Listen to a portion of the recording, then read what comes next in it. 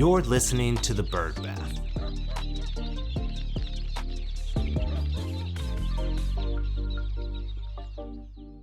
This episode of The Bird Bath is brought to you by Anti-EU and Kasako Research. If you're working in animal health, nutrition, or ag tech, this one's for you. This March, we're bringing Anti-EU, Animal Health, Nutrition and Technology Innovation Europe, to London from March 2nd to the 4th. Anti-EU is all about bringing the right people into the same room, from founders, investors, researchers, and industry leaders, talking honestly about what's working, what's coming next, and where innovation in animal health is really headed. Over 3 days, you'll hear from experts across biopharma, nutrition, technology, and diagnostics, and you'll have plenty of dedicated time for meaningful conversations and connections. If you're building something new, investing in the space, or simply want to stay ahead of the curve, Anti-EU is the place to be. Find out more and register now at antieu.com. You can use code BIRDBATH for 10% off, and we'll see you in London. Welcome back to The Bird Bath. Each week we scrape the surface of the news you need to know, so let's get into it. Top story these past couple weeks, and there were a ton of things that we're catching up on post VMX, but IndeVets has become the first veterinary relief provider to require fear-free certification for all veterinarians. So every veterinarian that partners with and works with IndeVets is now required to be level 1 fear-free certified. In the press release, Dr. Jennifer Merlo, who's the Vice President of Veterinary Affairs for Fear-Free, said relief veterinarians are true ambassadors of the Fear-Free movement, introducing this important initiative to veterinary practices that may or may not otherwise have access. We're thrilled by IndeVets' commitment to prioritize fear-free certification for their relief veterinarians and look forward to seeing the positive impact it will have on countless pets and their owners. Now, I've been fear-free certified. I took the course in 2024. I think it's a wonderful thing just as a way for people, not just in clinic, but in our industry, to have a good understanding of different ways that practices can be looking at the care that they're providing. Fear-free has been around for, I believe, actually this year, they kicked it off. I was at dinner with them and they talked about this, but it's their 10th year anniversary. And so this is going to be a big year for Fear-Free to be doing a lot of additional things. And I think the idea of partnering with a relief veterinary network like IndeVets is a great way to not only increase and improve the quality and types of care that are available from relief DVMs, right? You would hate to have a fear-free practice and then be bringing in a relief doctor that doesn't meet those same standards or certifications that you have. But it's also a great way for a doctor that comes into a practice that maybe isn't fear-free to be able to sort of evangelize and spread the word of that. I think relief networks are a very powerful way for companies and certifications and associations to be able to spread the word and utilize these ambassadors across the industry that get to see a lot more clinics than the majority of DVM. So congratulations to IndeVets and Fear-Free on this new partnership. AAVMC and their partner Merck Animal Health announced the Merck Animal Health Diversity Leadership Scholarship and the Patricia M. Lowry Diversity Leadership Scholarship. 16 students across different universities in the U.S. each receive a $10,000 scholarship after being nominated by their dean and selected by the AAVMC. Interim CEO at AAVMC, Ted Mishima, said, "Each year we are inspired by the caliber of students nominated for these scholarships. These emerging leaders are not only excelling academically, but actively working to ensure veterinary medicine reflects and serves our diverse society. We are honored to partner with Merck Animal Health and Dr. Lowry to invest in these leaders' futures." Love seeing this. I think it's really great to see the continued support of diversity throughout veterinary medicine. It's an industry that has a stark underrepresentation of different types of people across the spectrum here. It's neat to be able to see this. Obviously, diversity has been a hot button issue for a lot of people, and it's one that I personally think is great to be able to see us elevating the opportunities for all people across the country. So congratulations to the 16 future veterinarians for their scholarship. Now, if you are like me and you're looking out on a unexpected pile of snow, I'm in Dallas, which has been renamed Alaska, but it is freaking freezing out here. And if your practice or any of your veterinarians have been negatively impacted by this, now's your chance. NOMV put out a call for their support grants. They offer both support grants and emergency grants for practices and veterinarians that are going through a tough time. So their support grants provide micro grants up to $500 to eligible individuals in veterinary medicine who are experiencing financial insecurity and need assistance with housing, grocery, mental health, or transportation expenses.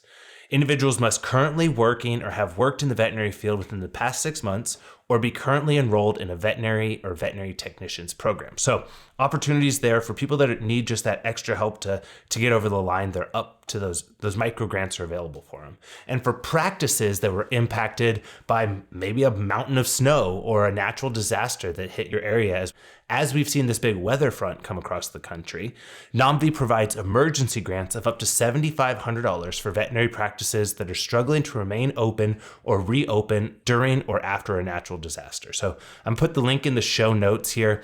If you know anyone that needs a support grant or any practices that just need a little bit of an extra emergency grant to help keep those doors open and provide the care that they need, have them apply. That's why people put these grants out there, because they want people to take advantage of them. So be sure to apply. That's what they're here for. Not to belabor a point, but I feel like I owe it to you all to tell you this next story. Inspire Veterinary Partners has officially delisted from NASDAQ. Inspire Vet Partners put out a release, and I was following this last week, but I wanted to be certain that I had the story right. They are now trading on the OTCQB, which is an over-the-counter qualified bidder market. It's a venture market, which is different than one of the major stock exchanges. They're now trading under the ticker IVPR. With the new numbers going here, they were fighting and battling against the delisting, and although no formal announcement was made by NASDAQ, it does seem like they have gone ahead and taken the steps to move themselves to the other market. This is one of the mid-tier, venture tier markets that people can be traded on. There's the OTCQX, which is kind of that top tier of not being on one of the large exchanges, but they are above the pink sheets, which are really just sort of the speculative, completely unknown trading markets here. So there's still opportunity for them to be able to continue to do things.